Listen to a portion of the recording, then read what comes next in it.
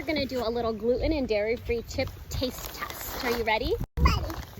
I'm gonna try this one. This is the real food from the ground up cauliflower stalks and seeds. We love chips, you guys. All right, let's see. Oh, that's good. And Rob's Dragon Puffs. They might be spicy. Huh? Spicy? Yeah, but they're really good. The Siete Dairy-Free Ranch. Okay, let's see.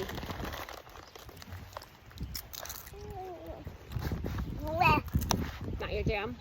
Uh-oh. That one's not good. Cauliflower, sour cream, and onion chips. All right.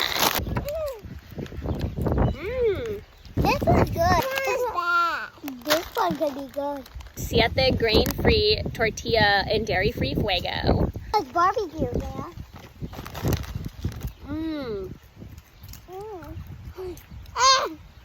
It's a little spicy. I don't like this one. Better? This is my favorite. This one's not my favorite. Dinner for the kids is the real food from the ground up cauliflower stalks and sea salt.